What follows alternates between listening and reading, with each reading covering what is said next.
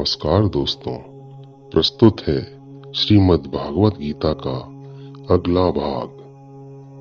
वीतराग भय क्रोधा मन्मया मामुपाश्रिताः बहवो ज्ञान तपसा पूता मद्भावमागताः। जिनमें मोह, गुस्सा और डर खत्म हो चुका है, जो कृष्ण से प्रेम करते हैं, जो कृष्ण के भक्त हैं, उनके कहे ज्ञान पर सच्चे मन से चलते हैं, वो कृष्ण को ही प्राप्त हो जाते हैं।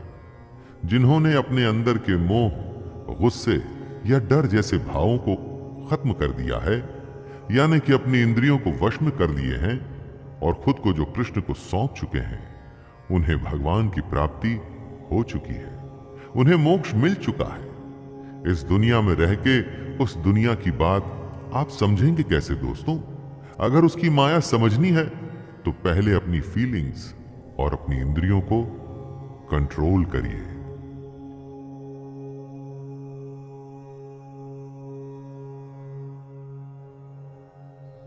ये यथा मां प्रपद्यन्ते तांस्तथैव भजाम्यहम् मम वर्तमानुवर्तन्ते मनुष्याः पार्थ सर्वशः।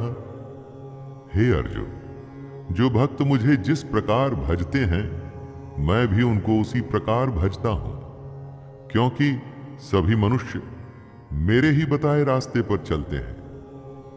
दोस्तों, कृष्ण यहां पर कितनी बड़ी बात कह रहे हैं। जो उनको भजते हैं, कृष्ण वापस से उनको उसी प्रकार भजते हैं।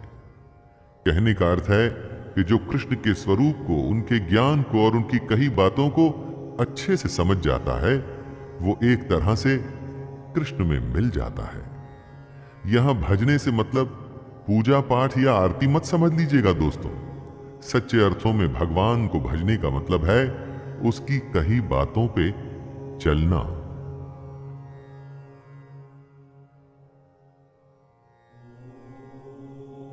कांक्षन्तः कर्मणां सिद्धिं यजन्त इह देवताः क्षिप्रं हि मानुषे लोके सिद्धिर्भवति कर्मजा।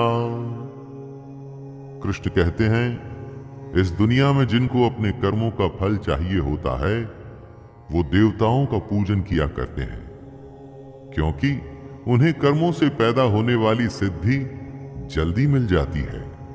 जो लोग कृष्ण के कहे अनुसार कर्म करते हैं और साथ में देवताओं की पूजा करते हैं, उन्हें उनके कर्मों के फल जल्दी मिल जाते हैं। सच्चे मन से सिर्फ कर्म करना, कर्म करते हुए फल की ही नहीं, देवता और ईश्वर को भी याद रखना, ऐसे करने पर फल जल्दी मिलता है। कर्म किया है तो फल तो आएगा ही, चाहे अच्छा या बुरा। लेकिन अगर कर्म करते हुए मन में भगवान है तो फल अवश्य अच्छा और जल्द आएगा।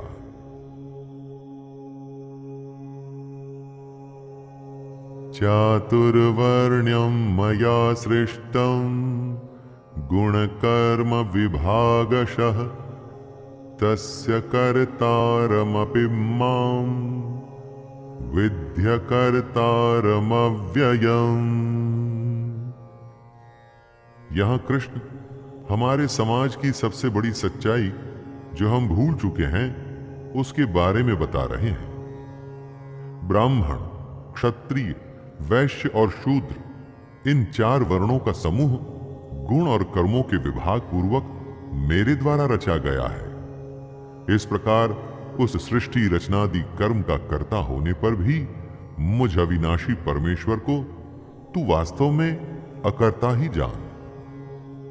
जिसे हम जात या जाति कहते हैं, वो आपके गुण और कर्म पर निर्भर करती है दोस्तों, जन्म पर नहीं।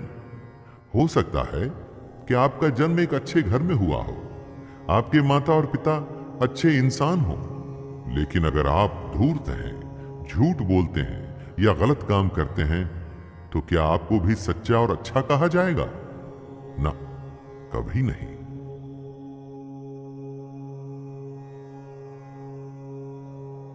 न मां कर्माणि लिम्पन्ति न मे कर्म फले स्पृहा इति मां योऽभिजानाति कर्मभिर्न स बध्यते। कर्म करना है लेकिन उसमें बंधना नहीं, ये कॉम्प्लिकेटेड है दोस्तों, इसलिए जरा ध्यान देके सुनिएगा। कर्म को पूरी लगन से अपना कर्तव्य समझ के आपको करना है, लेकिन उसमें बंधकर उसके फल के लिए परेशान नहीं होना है। आपने परीक्षा दी या किसी चुनौती का सामना किया, अब उसके रिजल्ट का आपको इंतजार है और आप सोच रहे हैं कि न जाने क्या होगा, हे भगवान अच्छा कर देना। यह गलत है। सच्चे मन से कर्म करिए और आगे बढ़ते रहिए। भगवान से यह मत कहिए कि वो सब अच्छा करें, आप अपना कर्म अच्छा करिए, उसके बाद उस पर छोड़ दीजिए। भगवान को अच्छा फल देने के लिए कभी मत कहिए, उससे कुछ नहीं होगा।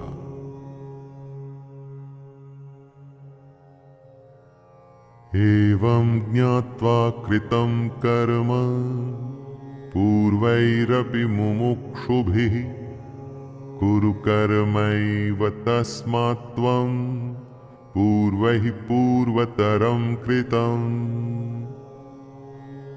कृष्ण आगे अर्जुन को बताते हैं कि बीते समय में जिन लोगों को मोक्ष प्राप्त हुआ था, उन्होंने इसी तरीके का इस्तेमाल किया था।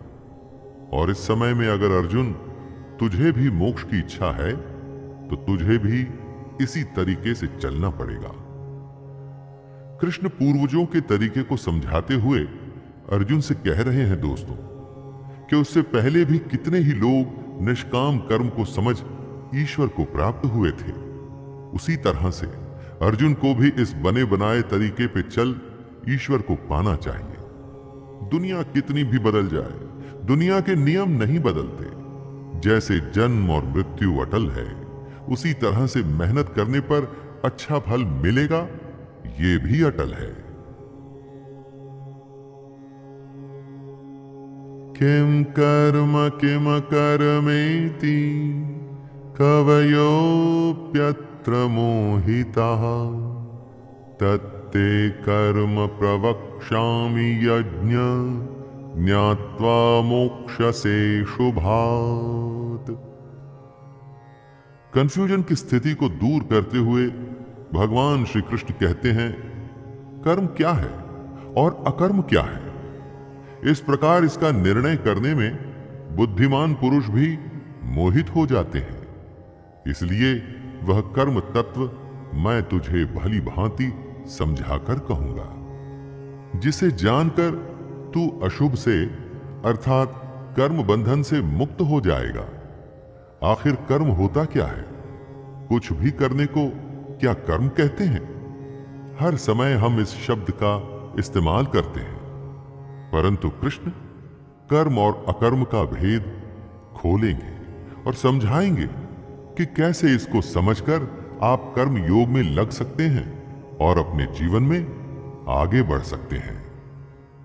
कर्मणो ह्यपि बोद्धव्यं बोद्धव्यं च विकर्मणः अकर्मणश्च बोद्धव्यं गहना कर्मणो गतिः।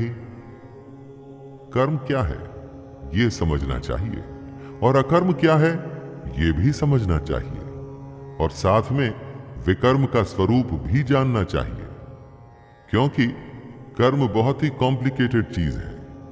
3 शब्दों में कहा है कृष्ण ने, कर्म, अकर्म और विकर्म, यानी कुछ करना, कुछ न करना और कुछ विशेष करना।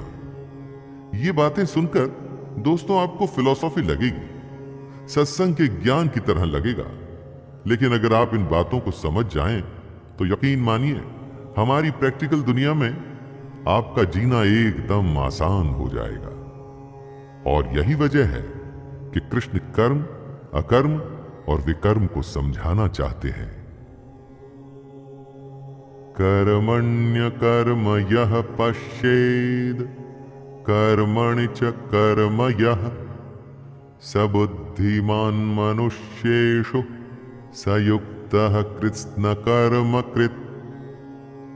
जो मनुष्य कर्म में अकर्म देखता है और जो अकर्म में कर्म देखता है वो और लोगों से ज्यादा इंटेलिजेंट है, और ऐसा योगी समस्त कर्मों को करने वाला है।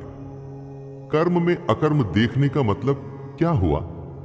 यानी जो मनुष्य कर्म करता है लेकिन उस पर घमंड नहीं करता कि करने वाला वो खुद है, वो कर्म में अकर्म को देख रहा है, कर्म को कर्तव्य मान के कर रहा है। लेकिन दुनिया जहान में या खुद अपने आप से उसका डंका नहीं पीटना चाहिए दोस्तों। उसे ये नहीं करना चाहिए कि मैंने ये कर दिया या वो कर दिया। अपना काम करना है, उसके फल के बारे में नहीं सोचना है, और अपने अगले काम, अगले कर्तव्य में लग जाना है। यही है कर्म में अकर्म को देखना। दोस्तों, अभी के लिए इतना ही। आगे की कथा अगले भाग में। और दोस्तों, अगर आपको मेरा यह छोटा सा प्रयास पसंद आ रहा हो तो कृपया चैनल को सब्सक्राइब करें, वीडियो को लाइक करें और ज्यादा से ज्यादा शेयर करें। धन्यवाद। जय श्री कृष्णा।